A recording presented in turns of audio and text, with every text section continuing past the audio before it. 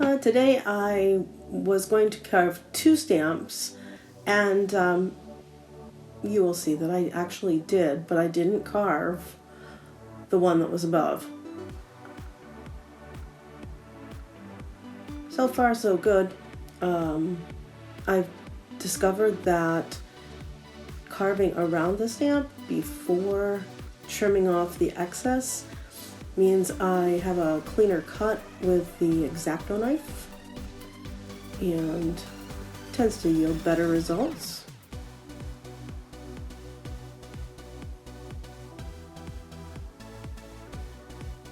I did a couple of these longer decorative pieces because I felt like I could really use those in many ways, and so I decided that that was a feature I wanted to explore. So I have a couple of these longer pieces.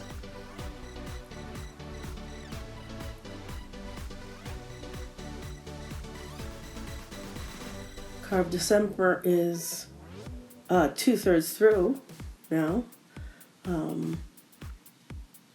I have more stamps than originally scheduled, but so I'm ahead. You could say I'm ahead, or you could just say I've carved more stamps. And I've really enjoyed the carving process and having so many stamps to work with. I tend to carve a bunch of stamps in December, during Carve December, because it's a lot of fun. And then I don't tend to carve much during the rest of the year because it just, I have a lot of stamps to work with and I'm doing other things at that point. I think sometimes when you do a challenge like this and you do something intensively, then after it finishes, you tend to use those things, but not like you would. Like you wouldn't carve as many again. So, yeah. I think what will happen is maybe mid-year or so, I'll have a desire to carve a bunch more, and then I will carve what I need, and then wait till Carve December again. Because really, you carve a lot of stamps at once. And I have these stamps from this year, but I have stamps from other years as well. So, yeah.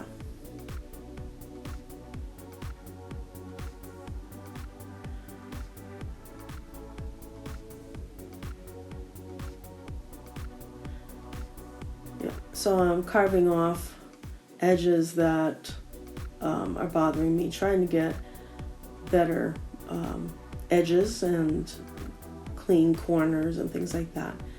And I would say that the craft knife is really good for that, getting that clean corner. And this, I believe, is the moment that I run into trouble, because I don't have a clean corner on that little spot, and I am determined to get a clean corner. And the more I cut in that shape, the farther away from working it got. It got bigger and bigger and did not get cleaner as time went on. It just kind of got more messy. And so, sadness, sadness. So this is what my mistake number 1 of the day. And today was a day full of mishaps and trying to fix the mistakes. Things didn't go as planned, and then trying to figure out what I could do to salvage something out of them.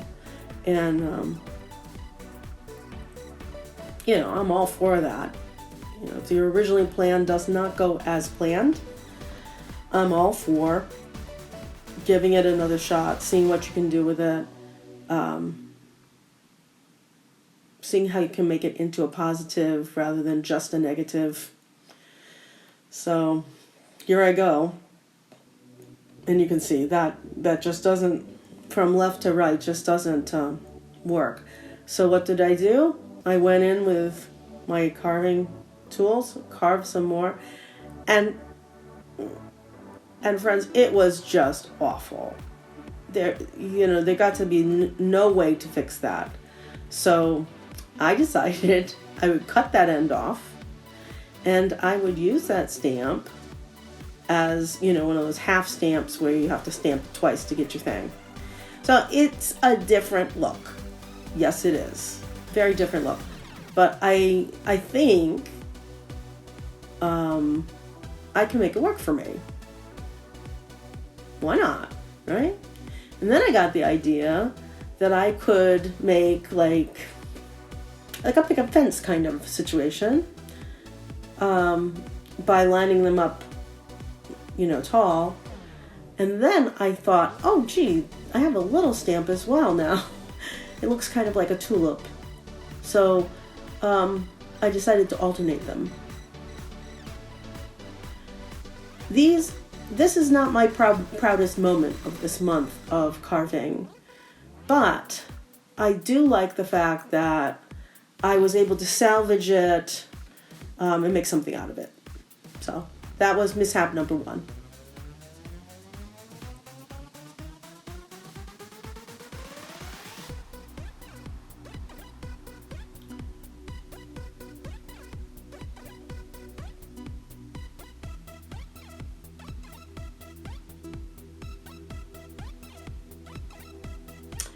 And so on to an art journal page. When I started this art journal page, I had no idea what direction it was going to end up. And that's the way I actually really like making art journal pages, where the journal itself and the materials that I have do the action. They inspire me to move forward. And so, some of the last few days I've had a idea of what I was going to do, and that's really fun, but I also really enjoy, just the process. So I was taking papers from my, what would you say, my scrap file? It's a box, but I'm trying to use some of those up now. So I'm taking up, because there's so many. So I've pasted some down, and that gives me somewhere to start. So far, I really like that. And I think I'm going to try to integrate that a bit by adding some blue, because the background is blue, so I'm adding some light blue to the page. And that's just such a freeing thing to do. You're creating art, so you feel like what you're doing is a visual thing, right?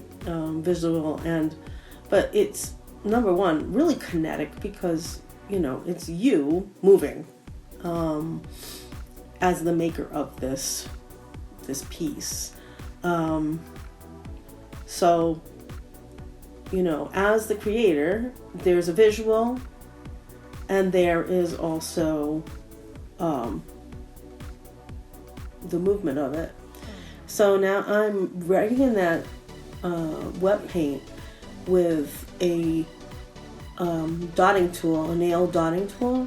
And you can see some areas the dotting tool is just removing the paint, and you can see the trace of some of those words there. And some of them, it's scratched there. If you put your face right up to the page, you might be able to see it, but not so much on the screen. And there are others that, you don't even see it. Not at all. I keep trying to put that circle there and that little piece, cutout piece, because I like them, but they really just never worked on this page. And the page had other things it was about, and it just didn't fit. It never fit anywhere. So I put those things together, and they're now in my scrap box to use some other time. And I will, they do pop in and out. Things are useful in different ways. So I'm using one of my handmade stencils to add a little background, and I didn't want that to be, just around, so I'm adding more pink around to integrate it, and I really like that.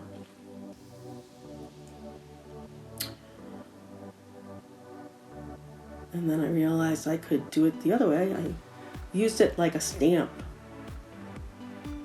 and stamped it on there, and then tried to get some of that excess paint off to give echoes of that image.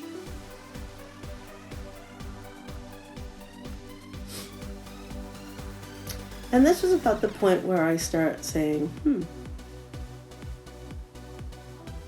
what am I going to do with this?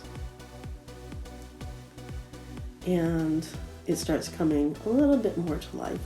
Now, when I was writing, I actually kind of set the theme in my mind for what the page was going to end up being.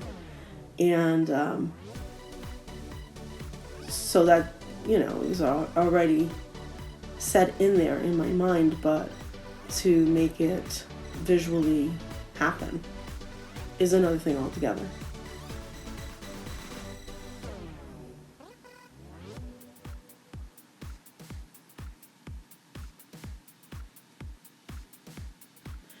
So the piece of paper I had stamped on, I really liked, but I wanted that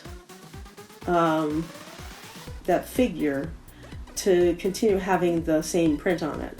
So I picked out those stamps, made a similar color, not the same, but a similar color paint, and added them into those places. I used a little heart-shaped foam thing to kind of mimic the curve, and then so that I wouldn't be stamping the whole thing out into the background, but just keeping it within the curve. So then I had to find, so I knew where that one was. I had to find the other stamps. So there's a square one, a tiny round one that has a heart, flower in it, and then the purple one, which you only see, I think, once on that paper. I had to find them again, mix paint, again, a similar but not the same color, but be able to do that so that, it looked like one design instead of, a flat piece of paper and then something else. And it starts to integrate that way.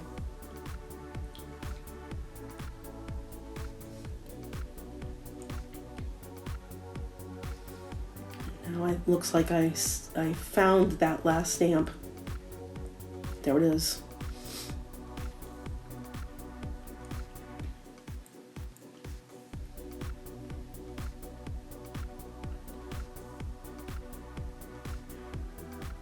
Sometimes it's hard to decide exactly where to put them.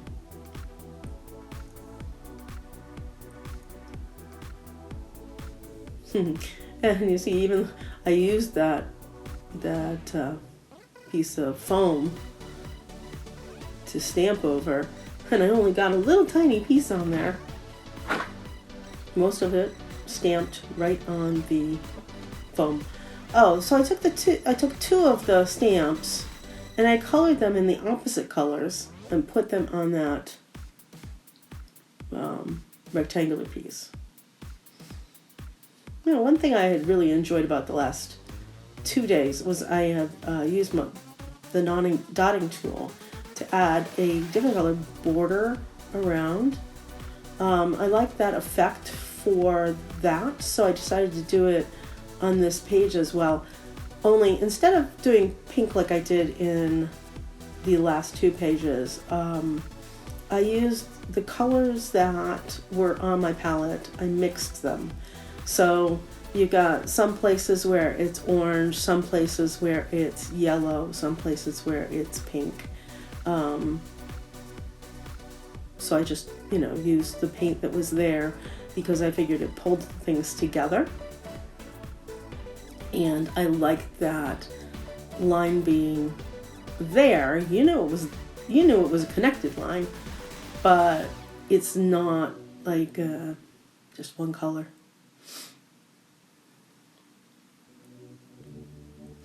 And that line also I put there to kind of really show the edge of that figure.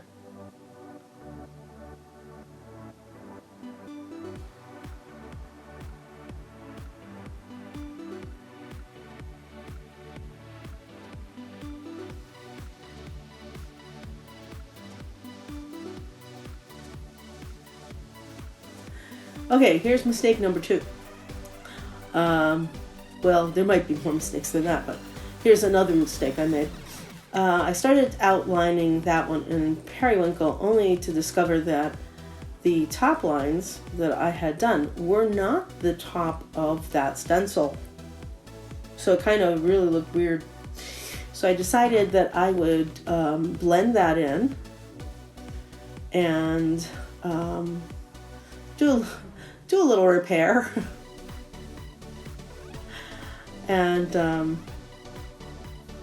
I believe I ended up putting some pink in there. I could be wrong. Okay, at least not then. I used that stamp that has the flower in it to kind of just use the edge of it to make some indication of the middle of that flower.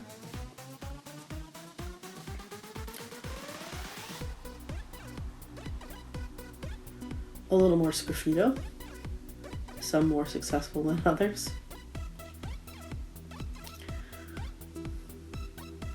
And I wrote with the pink paint and then just kind of blurred it out because that's how I roll, man. That's just how I roll.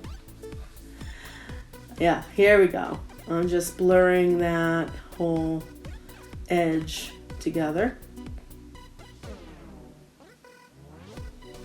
And blow drying it because at this point it's pretty wet.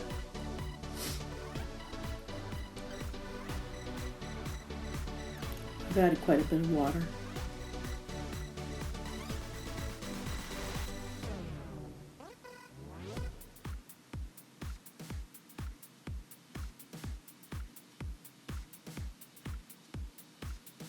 Here's that gold leaf pen. I've been digging that so much lately.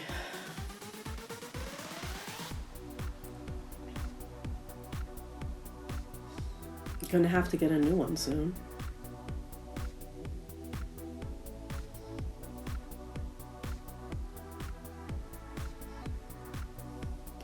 I may have made a mistake in this as I went, but I really like the way it turned out at the end.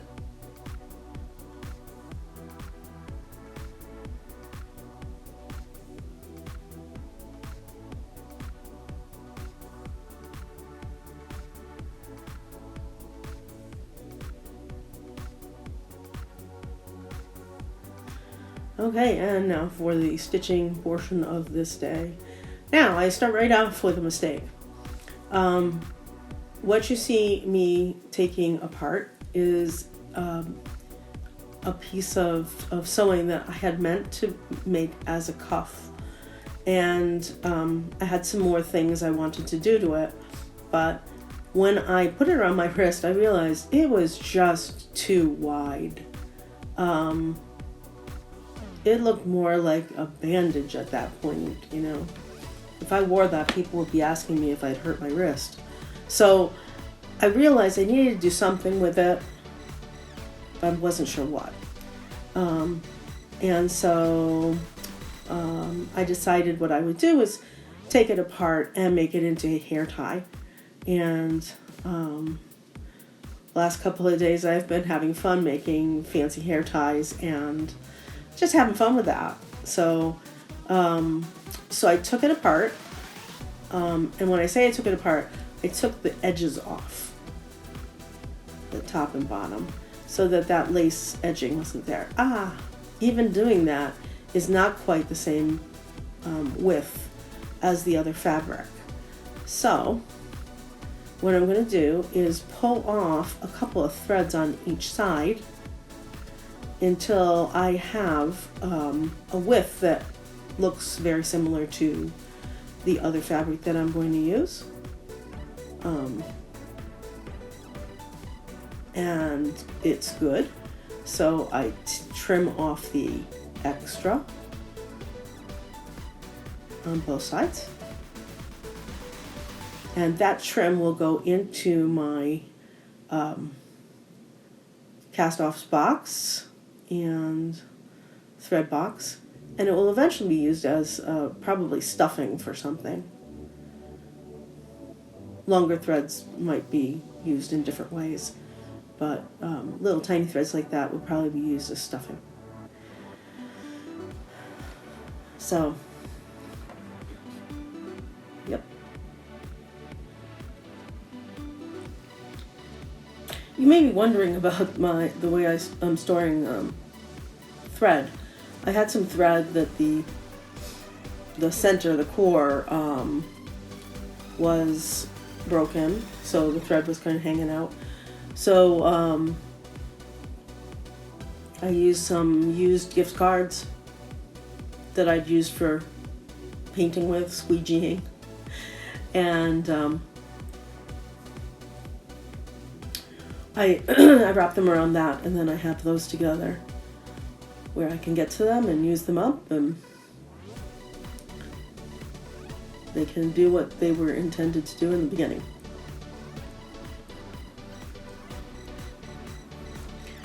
So I'm securing the seam here a couple of times to make that seam go flat.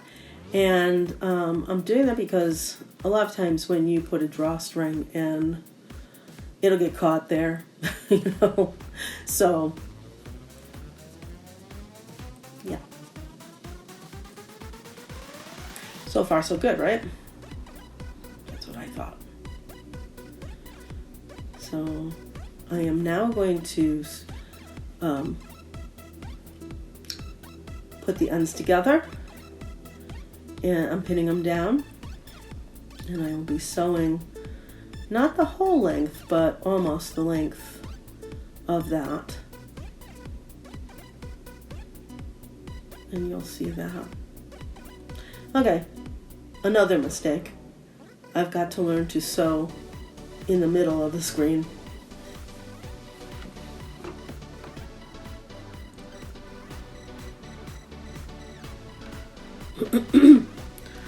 Some of these fabrics that shed easily, you have to watch out for their edges, that they don't fray too much while you're sewing them. And I have a variety of tricks I use to manage that. And I'll probably talk about that as time goes by. But this is a small enough project, I thought I could get through it without the fabric shredding too much on the pink side.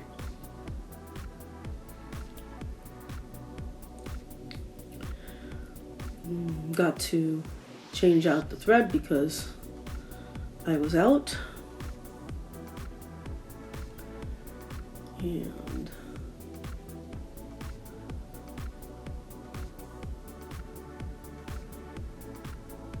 here we go, thread.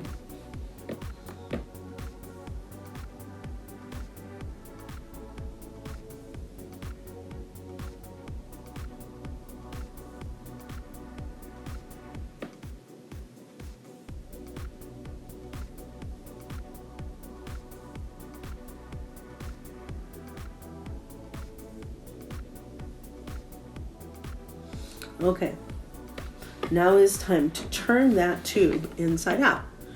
And I use a tool to grab the one side and then pull it inside out. I had a lot of trouble with that. The white side just did not want to turn inside out. Just didn't, and then the tool popped off. So I had to pull it back out and try again. But I decided if I was going to try again, I would try on the other side. I figured that was silky enough material that I might have better luck. So I got it down there, and yes, indeed, that material was much more friendly to me. The white fabric wouldn't be so bad if it was like wider, but it's kind of hard for it to get through that small an area. Also realizing that that side has 3 layers of fabric on it. All right, it came through. Yay!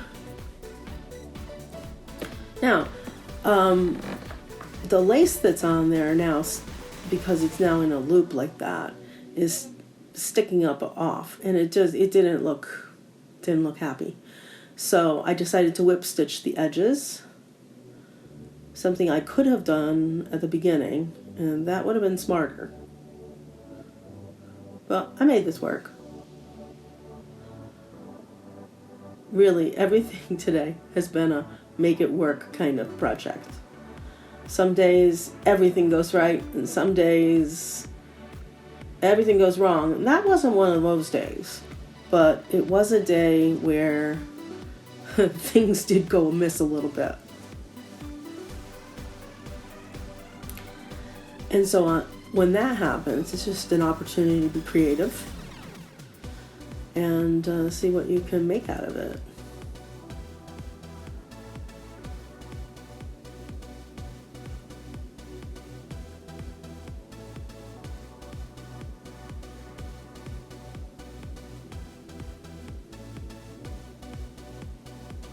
Giving up is not much of a good option. I'm going to guess you can see that I like to use fabric when I buy new fabric. I like to use as much of it as possible. So I'll cut out a garment, and then there's leftover pieces. Sometimes I can make another garment with that fabric. Sometimes I can't, but I have enough to make a bag or something else. So I have I have a number of boxes of fabric scraps, and those fabric scraps could be anything from half a yard to really tiny pieces, and I keep them in different containers, very small, very large. Okay. You could see there I had a rose I had made out of some scrap of fabric, and I was just checking it out to see if it would look good. It did. So I put the elastic through using that same tool. There came another mistake. I pulled it right straight through and I had to do it all over again. Not a big deal, but kind of funny on today. And then I could see that, I made one the other day where I did not have enough elastic. So now I'm tending to cut it a little bit larger than I think I might need. So I had to make another knot and cut the excess off. And I used up that other thread, so now I am threading the needle anew and get that all set. And I need to sew 2 different edges together. So the first edge I definitely pinned together. And here's another mistake. I did all of that work off camera, just below the camera. You can kind of see my hands. Oh, there we go. And now you can see that I finished the one seam and I'm putting it together.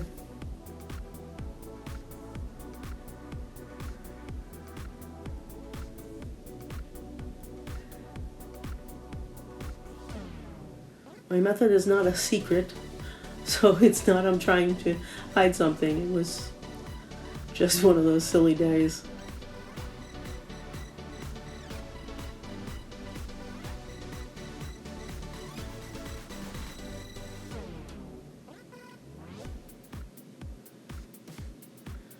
Alright, I just got a little more to go to finish the opening there. And then I can decorate it. And yeah, decorating is a lot of fun. I wanted to say the fun part, but not necessarily. The whole thing is fun.